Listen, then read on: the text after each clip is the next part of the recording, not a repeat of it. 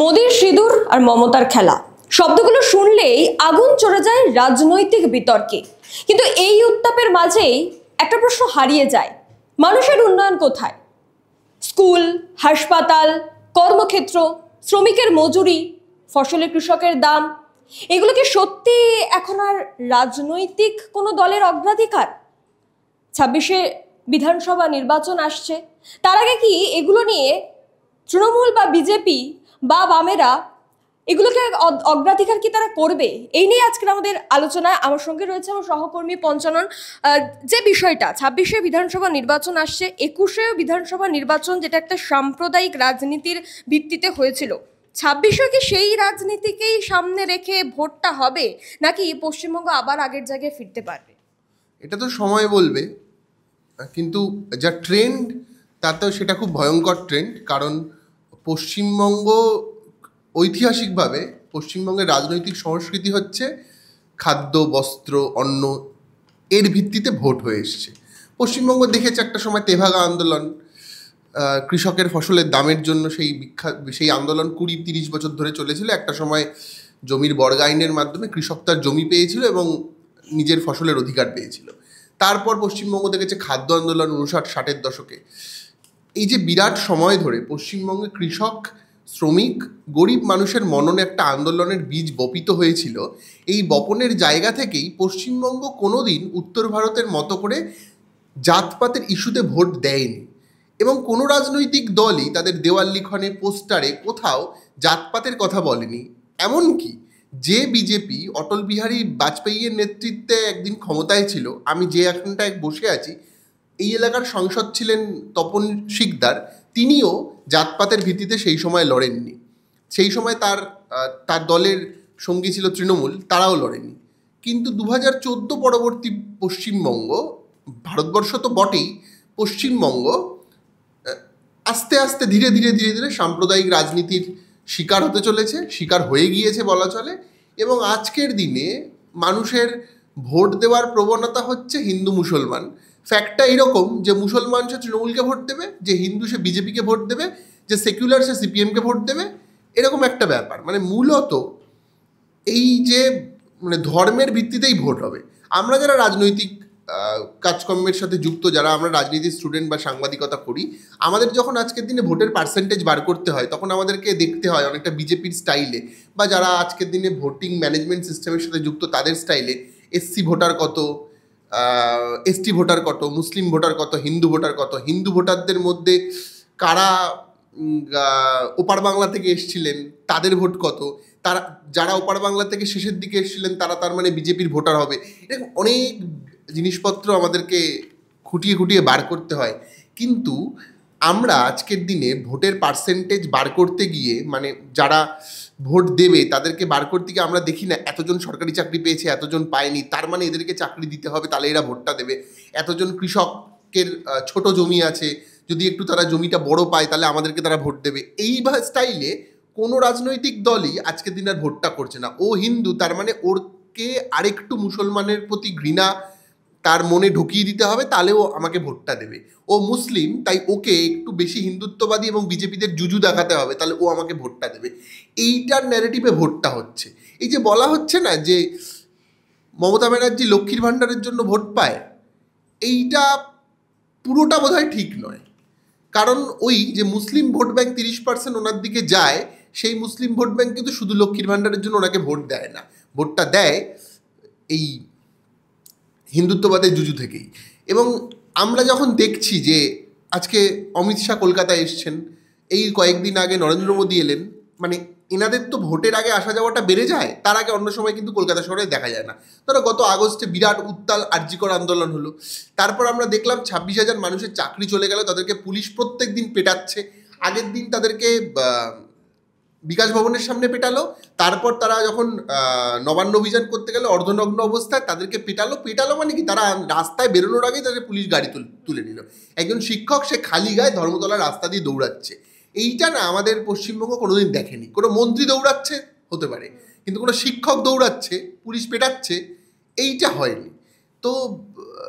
তো সামগ্রিকভাবে পশ্চিমবঙ্গের যা বর্তমান অবস্থা, সেই অবস্থার কথা মানে পশ্চিমবঙ্গের যে সাধারণের যে অবস্থা, যার সাথে ধর্ম ঠিকঠাক কানেক্টেড নয়, এই কথাগুলো বলার জন্য কিন্তু মোদি শাহ কলকাতায় আসছেন না বা পশ্চিমবঙ্গে আসছেন না।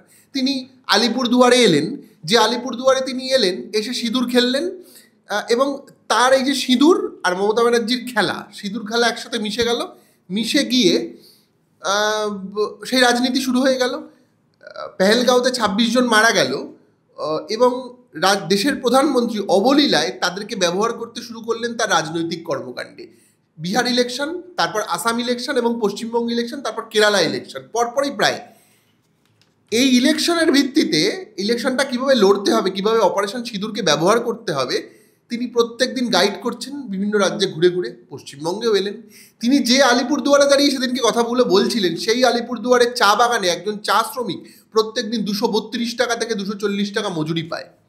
232 টাকায় কারোর পরিবার চলে পশ্চিমবঙ্গে বা ভারতবর্ষের কোনো অঞ্চলে? পশ্চিমবঙ্গের বর্তমানে যা স্ট্যান্ডার্ড লেবার প্রাইস, সেটা হচ্ছে আনস্কিল লেবারদের জন্য 350 টাকা, 320 থেকে 350 টাকা, আর স্কিল লেবারদের জন্য 400 থেকে 450 টাকা। তাহলেও 230 টাকা 250 টাকা প্রচুর কম। তিনি যে আলিপুরদুয়ারে চা বাগানে দাঁড়িয়ে কথা বললেন, তার সহযোদ্ধারা যারা নর্থ বেঙ্গল থেকে জিতেছিলেন বা হেরেছেন, তার এমএলএ, মন্ত্রী, উত্তরবঙ্গের প্রচুর নেতা নেতৃত্ব আছে। উত্তরবঙ্গের মূল ব্যবসা বা কাজের সাথে যুক্ত থাকার জায়গা হচ্ছে চা বাগান। আমরা আমাদের চা নিয়ে গর্ব করি। সেই চা বাগানের চা শ্রমিক তো 232 টাকায় কাজ করেন। তারা পোকা দেওয়া আটা পায়, মানে যে আটা তারা খায়, এটা আমি জানি না আপনারা কতজন জানেন।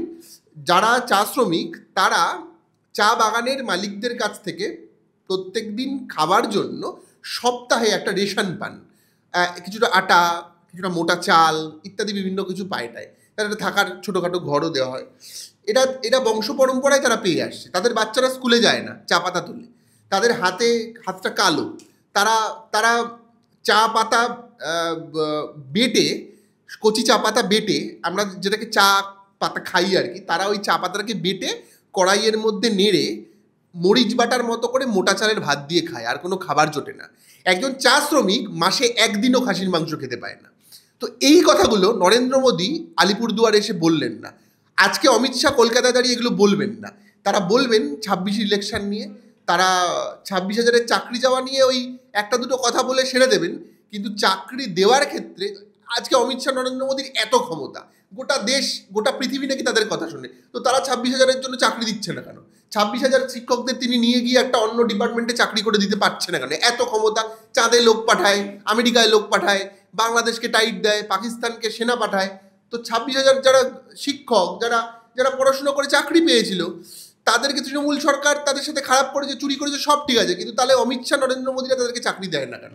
তো ফলত তুমি যেটা বললে যে সাম্প্রদায়িকতার ভিত্তিতে ভোট হবে, মানে বাঙালি কি সাম্প্রদায়িকতার ভিত্তিতে ভোট দেবে নাকি চাকরি বাকরি, শিক্ষা, স্বাস্থ্য, ফসলের দামের জন্য ভোট দেবে, এইটা আমরা কেউ জানি না। কিন্তু বাঙালিকে যদি নিজেকে বাঁচাতে হয়, বাঙালি যদি নিজের পরম্পরাকে বজায় রাখে, বাঙালি যদি Rammohan, Vidyasagar, Henry Louis, Vivian Derozio কিংবা নজরুল ইসলাম, রবীন্দ্রনাথকে মনে রাখে, তাহলে তারা এইগুলোর ভিত্তিতেই ভোট দেবে, সাম্প্রদায়িকতার ভিত্তিতে ভোট দেবে না। একটা বিষয় যেটা তুমি বললে 26,000-কে নিয়ে, তারা এই বিজেপির নেতা কিংবা প্রধানমন্ত্রী আলিপুরদুয়ারে দাঁড়িয়ে কথা হয়তো কিছুটা বলেছিলেন ওই কয়েক সেকেন্ডের জন্য, কিন্তু তার পিছনেই 26,000 যারা শিক্ষক শিক্ষিকাদের একটা প্রতিনিধি দল সেখানে গিয়েছিলেন নরেন্দ্র মোদীর সঙ্গে দেখা করতে। তার আগে মনোজ টিগ্গা সহ আর কয়েকজনের কাছে চিঠি দিয়েছিলেন, তাদের সাথে কিন্তু তিনি দেখা করেননি। এর আগে দেখেছিলাম যে আরজি করে যখন আন্দোলন হলো, সেই আরজি করে নির্যাতিতার মা বাবাও অনেকবার দেখা করতে চেয়েছিলেন, তাদের দেখা করেননি।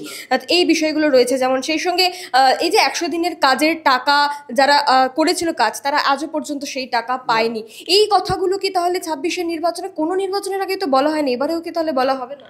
বলবে, কেউ বলবে। আসলে সমস্যা হচ্ছে, তুমি দেখো, এই যে আমরা তুমি যেটা বললে মানরেগার কথা, 100 দিনের কাজ, 100 দিনের কাজে রাজ্যের ডিউ হচ্ছে কেন্দ্রের কাছে 6,900 কোটি টাকা।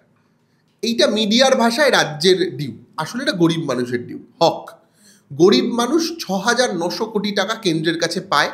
রাজ্য যেহেতু চুরি করে, তাই রাজ্যকে তারা দিচ্ছে না, এটা হচ্ছে তাদের বক্তব্য। এবার স্বাভাবিকভাবেই নরেন্দ্র মোদী, অমিত শাহ সরকার তো খুব একটা ইচ্ছে করে 100 দিনের কাজটা দিতে চায় না।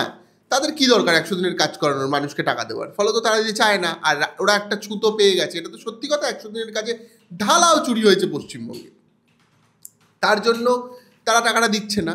কিন্তু এই যে 6,900 কোটি টাকা গরিব মানুষের টাকাটা আটকে রয়েছে, তুমি যদি আজকে পাড়ায় পাড়ায় দেখো, গ্রামে গিয়ে, উত্তর 24 পরগনা, দক্ষিণ 24 পরগনা, পশ্চিম মেদিনীপুর, যেখানে বিভিন্ন জায়গায় বিজেপি লিড দেয় এত, তৃণমূল লিড দেয় এত, ভোটে হারিয়ে দিয়েছি, মিডিয়ায় বড় বড় ব্রেকিং হয়, এত ভোটে জয়ী হলেন মমতা, সবুজ আবির মাখছে, বিজেপি গেরুয়া আবির মাখছে বিভিন্ন জায়গায়। সেই প্রত্যেকটা পাড়ায় পাড়ায় গরিব মানুষ তাদের সারাদিনের হকের টাকা, মাটি কোপানোর টাকা, পুকুর খোঁড়ার টাকা, রাস্তা বানানোর টাকা পায়নি। 100 দিনের কাজের টাকা 6,900 কোটি টাকা গরিব মানুষের আটকে রয়েছে। নরেন্দ্র মোদী, অমিত শাহ, শুভেন্দু অধিকারী কেউ কোনো কথা বলছে না। মমতা বন্দ্যোপাধ্যায় অনেক কথাবার্তা বলেছিলেন, কিন্তু আমার যদ্দূর মনে পড়ছে 2023-এর পঞ্চায়েত ভোটের আগে থেকেই এই টাকাটা আটকে রয়েছে। পঞ্চায়েত ভোটে তৃণমূলের কিন্তু বিরাট ভালো ফলাফল হয়নি, একটা মাঝামাঝি ফল হয়েছিল, তার সাথে রিগিং ছিল। এবার সেই পঞ্চায়েতের পর লোকসভার ভোট, বিধানসভা নির্বাচন, সব হয়ে যাচ্ছে, কদিন বাদে বিধানসভা নির্বাচন, কিন্তু কেউ এই যে 6,900 কোটি টাকা দিচ্ছে না। এবং নতুন করে পশ্চিমবঙ্গে আর 100 দিনের কাজ চালু হচ্ছে না। নরেন্দ্র মোদী, শুভেন্দু অধিকারী, অমিত শাহরা এসে এই অপারেশন সিঁদুর নিয়ে কথাবার্তা বলবে, পাকিস্তানকে টাইট দেওয়ার কথা বলবে। কিছু বিজেপি নেতা আছে, তারা বলবে আগে বাঁচবেন, তো তারপরে তো আগে বাঁচবেন, তারপর তো জাতের লড়াই। আগে তো মানে ওদের কাছে জাতের লড়াইটা ইম্পর্টেন্ট, স্বাভাবিক, বিজেপির কাছে হবেই, কিন্তু ভাতের লড়াইটা ইম্পর্টেন্ট নয়। কিন্তু ভাত যার পেটে আছে সে কেন আরেকজনকে মারতে যাবে?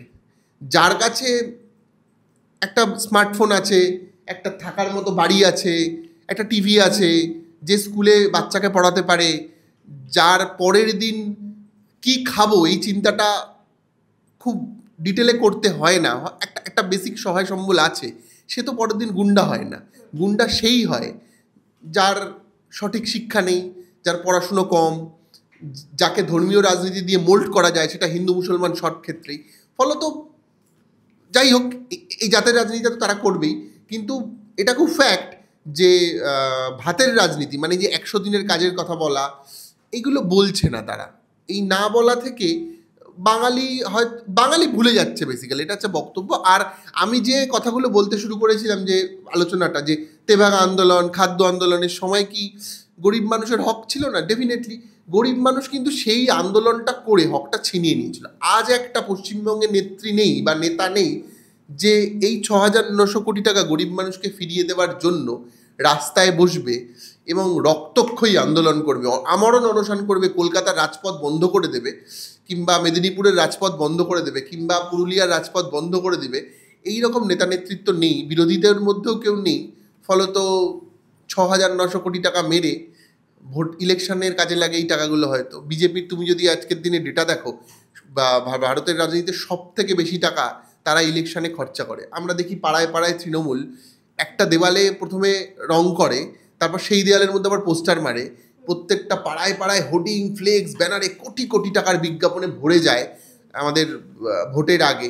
তো এইগুলোই হয় মনে হয়, মানে আমি জানি না, এগুলোর মানে আজকের দিনে আর কোনো সলিউশন নেই। মানুষ যদি ভোটে এদেরকে না বুঝিয়ে দেয় যে ভাই আসলে আমার গ্যাসের দামটা কমাতে হবে, আসলে আমার 100 দিনের টাকাটা লাগবে, তাহলে তো একটা জগন্নাথ মন্দির, একটা রাম মন্দিরই হবে, হাসপাতাল হবে না।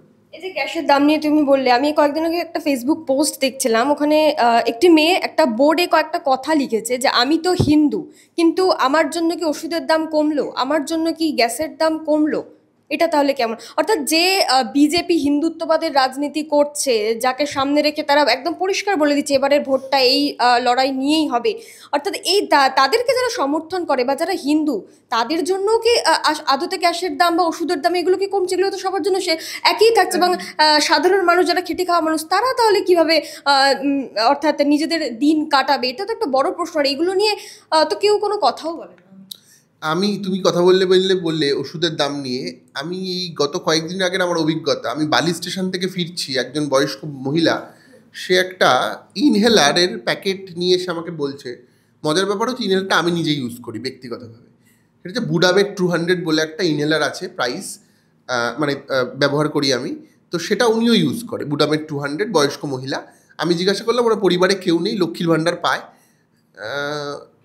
না, বার্ধক্য ভাতা পায়, এবং একটা বুডামেট 200 আমি নিজে কিনেছি 2019-20 সালে 200 টাকার আশেপাশে। আজকের দিন আমি একটু আগে গুগলে চেক করছিলাম, একটা বুডামেট 200-এর প্রাইস আমি অনলাইনে চেক করছি টাটা 1mg-তে 322 টাকা।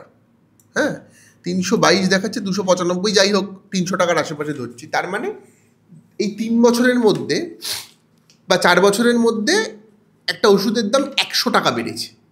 হ্যাঁ, এবার বিজেপি যুক্তি দেবে হয়তো কংগ্রেস আমলে দাম বাড়েনি। তো কংগ্রেস যে 1947 সালে দেশ স্বাধীন হয়েছে, 1947 সাল থেকে 2020 একটা ওষুধের দাম বাড়া কমার মধ্যে দিয়েছিল 200 টাকা, তুমি 1 বছরের মধ্যে সেটা 100 টাকা বাড়িয়েছো। এবং যে গরিব মানুষ লক্ষ্মীর ভাণ্ডার যতই পাক না কেন, তার একটা ইনহেলার এটা যারা জানে তারা জানে যে একটা ইনহেলার থেকে 100টা পাফ নেওয়া যায়। তার মানে একটা ইনহেলার প্রত্যেককে, যদি তার খুব হাই অ্যাজমা থাকে তাহলে ডেলি 4টে পাফ নিতে হয়, যদি কম থাকে 2টো নিতে হয়। আমি ধরে নিচ্ছি তাকে 2টোই নিতে হয়। তার মানে একটা ইনহেলার তার কতদিন যায়? 50 দিন যায়। তার মানে একটা মানুষের শুধু ইনহেলারের পিছনে খরচা হচ্ছে মান্থলি ওই 200 টাকার আশেপাশে। তাহলে সে যদি লক্ষ্মীর ভাণ্ডার 1000 টাকা পায়ও, তার 200 টাকা তো ওষুধেই চলে গেল। না, 300 টাকায় তো তোমার 50 দিন যাবে। হ্যাঁ, 100টা পাফ। এবার স্বাভাবিকভাবে একজন বয়স্ক মানুষের 100টা পাফে হয় না, মানে সরি 2টো পাফে একদিনে হয় না, আরও বেশি লাগে। তো বুঝতে পারছো ওষুধের দামটা কী রেঞ্জে বেড়েছে, এবং গরিব মানুষের এফোর্ড করা সম্ভব হচ্ছে না। বহু মানুষ আছে দিনে যাদেরকে 2টো ট্যাবলেট খেতে হয়, তারা একটা ট্যাবলেট খায়। যাকে একটা ট্যাবলেট খেতে হয় সে একটা ট্যাবলেট অর্ধেক করে খায়। কিছু করার নেই, তার 300 পাওয়ার ডেলি দরকার, সে 150 নিচ্ছে। গরিব মানুষের কিন্তু এই অবস্থা। এবং পাড়ায় পাড়ায় জেলার দিকে যেহেতু সরকারের তরফে কোনো ভ্রুক্ষেপ নেই, তাই জাল ওষুধ, এক্সপায়ারি ডেট পার হওয়া ওষুধ, এগুলো বিক্রি হচ্ছে। যারা পড়াশোনা কম জানে, পড়তে পারে না, জেলায় ছোট ছোট মুদি দোকানের যে প্যারাসিটামল বিক্রি হয়, সেগুলো লাগামহীন দাম। একটা প্যারাসিটামল 5 টাকা 10 টাকাতে বিক্রি হয় প্রত্যন্ত গ্রামে, কারণ সেই গ্রাম থেকে মূল শহরে যাওয়ার অবস্থা নেই। একটা সময় ছিল পশ্চিমবঙ্গের পাড়ায় পাড়ায় স্বাস্থ্যকেন্দ্র ছিল, আজকের দিনে সেই স্বাস্থ্যকেন্দ্রগুলো বন্ধ হয়ে গেছে। জেলার যে বড় বড় শহরগুলো একটু বড় জায়গা, ধরো উত্তর 24 পরগনার বনগাঁ, বারাসাত, দক্ষিণ 24 পরগনার একটা বারুইপুর, এইসব জায়গায় বড় বড় নার্সিংহোম তৈরি হচ্ছে। এবং এই নার্সিংহোমে কারা চিকিৎসা করাতে পারে? যাদের মান্থলি ইনকাম অন্তত 40,000 30,000, ফ্যামিলি ইনকাম বলছি, পার পার্সন বলছি না। তো 30-40 হাজার টাকা যে রোজগার, সেই নার্সিংহোমে ভর্তি করাতে পারছে। কিন্তু যার রোজগার মাসে 15,000 টাকা, 20,000 টাকা ধরো নয়, কিংবা 12, 13, 10,000 টাকা, সে কোথায় যাবে? আমি যে রাজ্যে থাকি সেইখানে কন্ট্রাকচুয়াল যে লেবার মিউনিসিপ্যালিটির, তারা 10,000 12,000 টাকা মাইনে পায়। তোমার পাড়ায় আমার পাড়ায় মিউনিসিপ্যালিটিতে যে কর্মী ড্রেন পরিষ্কার করে, জঙ্গল কাটে, প্লাস্টিক তোলে কিংবা ময়লা নিতে আসে, তার প্রতি মাসে রোজগার মাত্র 12,000 টাকা। আর তাদের দিকে না তাকিয়ে সরকার একটা মন্দির বানাবে। এই দীঘার মন্দিরটা কত 650 কোটি টাকা না কত টাকা দিয়ে বানিয়েছে একটা মন্দির, তো 250 কোটি টাকা। তুমি ভাবো কতগুলো হাসপাতাল হতো, কতগুলো স্বাস্থ্যকেন্দ্র হতো, কতগুলো প্যারাসিটামল হতো, কতগুলো স্কুলের বেঞ্চ হতো। নেই। তুমি ড্রপ আউট রেট দেখবে, পশ্চিমবঙ্গের ড্রপ আউট দেখলে তাজ্জব হয়ে যেত। 11-12 ক্লাসে ড্রপ আউট হচ্ছে ছেলেদের ক্ষেত্রে 21%, মেয়েদের ক্ষেত্রে 14%। 14% মেয়েরা মাধ্যমিক পরীক্ষা দেওয়ার পর উচ্চ মাধ্যমিক পড়ছে না। তার মানে তারা কোথায় যায়? তারা কন্যাশ্রী টাকাগুলো তারা নিয়ে কি করে? স্মার্টফোন কেনে, রিল বানায়, পড়াশোনাটা কি হয় না তো। 14% মেয়ের তার মানে বিয়ে হয়ে যাচ্ছে বা তারা কাজে চলে যাচ্ছে। মাইগ্রেন্ট লেবার, পশ্চিমবঙ্গে মাইগ্রেন্ট লেবার বর্তমানে 21 লাখ, তাও এটা গুগলের ডেটা, বাইরে কত আছে আমরা কেউ জানি না। অন্ধ্রপ্রদেশ, কেরালায় পশ্চিমবঙ্গে স্কিল্ড একজন চাষি চাষ করতে যায়।